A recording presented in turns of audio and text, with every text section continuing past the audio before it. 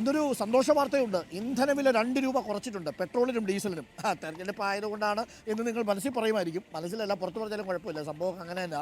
തെരഞ്ഞെടുപ്പ് അടുക്കുന്ന സമയത്ത് പെട്ടെന്ന് ഇന്ധനവില ഒന്ന് താഴും. തെരഞ്ഞെടുപ്പ് കഴിഞ്ഞാലോ പെട്ടെന്ന് ഇന്ധനവില ഒന്ന് നേരെ മുകളിലേക്ക് പോവുകയും ചെയ്യും. ഞങ്ങളുടെ പ്രതിനിധി അല്ലമിൻ തയ്യാറാക്കിയ ഒരു റിപ്പോർട്ട് നമുക്ക് കാണാം. ഇന്ധനവില പെട്രോളിനും ഡീസലിനും 2 രൂപ കുറഞ്ഞത് ഇന്നു മുതൽ പ്രാബല്യത്തിൽ വന്നു.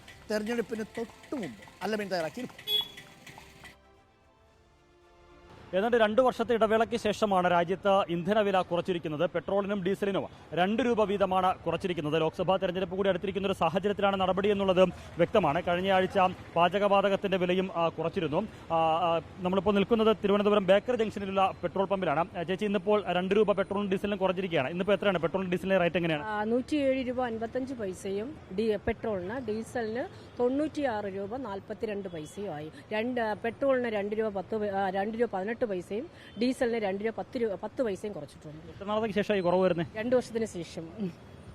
അത്തരത്തിൽ ആണ് റേറ്റ് പറഞ്ഞിരിക്കുന്നത്. തിരുവനന്തപുരത്ത് ഉള്ള ഡീസലിന്റെയും പെട്രോളിന്റെയും റേറ്റാണ് ഇപ്പോൾ ഇവിടുത്തെ ഒരു ജീവനക്കാരി പറഞ്ഞത്. നമുക്കെന്തായാലും നിരവധി ആളുകൾ പെട്രോൾ അടിക്കാനായി പമ്പുകളിലേക്ക് രാവിലെ എത്തുന്നുണ്ട്. ഈ ഇന്ധന വിലയിലുള്ള കുറവ് 2 രൂപ കുറച്ചിരിക്കുന്നത് അവർക്ക് എങ്ങനെയാണ് നോക്കിക്കാണുന്നത് എന്നുള്ള അവരുടെ ഒരു പ്രതികരണത്തിലേക്ക് കൂടി നമുക്ക് പോയി വരാം. എല്ലാ ഇലക്ഷൻ സമയത്ത് നടക്കുന്ന സമയമാണ്. ജനകീയ സർക്കാരല്ലേ. അപ്പോൾ ഈ ഇലക്ഷൻ കഴിയുമ്പോൾ അടുത്ത മാസം ആകുമ്പോഴത്തേക്ക് 10 രൂപയായിട്ട് കൂട്ടും. അല്ലാതെ ഇതിലപ്പുറം വേറെ ഒന്നുമില്ല. 50-60 രൂപ കിടന്ന പെട്രോൾ ഇപ്പം 100, 120, 110 രൂപ വിലയായി. 2 രൂപ കുറഞ്ഞാൽ അതിലൊന്നും മാറ്റമൊന്നുമില്ല. കുറയാണെങ്കിൽ ഒരു 15 രൂപ 20 രൂപ കുറയണം. ഇനിയും കുറച്ചാൽ നമുക്ക് നല്ലതെന്നാണ് ഞാൻ അഭിപ്രായപ്പെടുന്നത്. 2 രൂപ കുറച്ചൊന്നും ഉപകാരമിരിക്കുന്നത് ഒരു ഉപകാരമില്ല.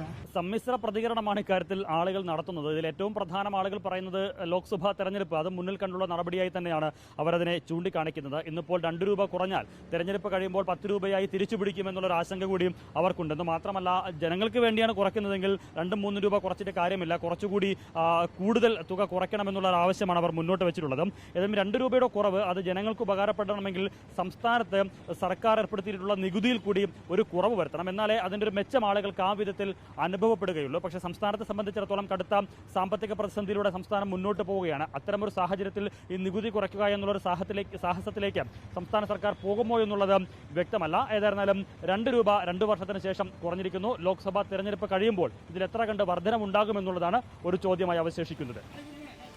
അപ്പോൾ പെട്രോളിൻ്റെ ഡീസലിൻ്റെ വില കുറഞ്ഞു, ആശ്വസിക്കാൻ വരട്ടെ. തെരഞ്ഞെടുപ്പ് കഴിഞ്ഞാൽ ഇത് നേരെ മുകളിലോട്ട് തന്നെ പോകും.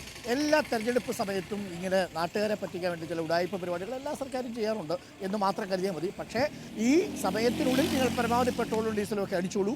2 രൂപ വീതം പെട്രോളിനും ഡീസലും കുറഞ്ഞിട്ടുണ്ട്.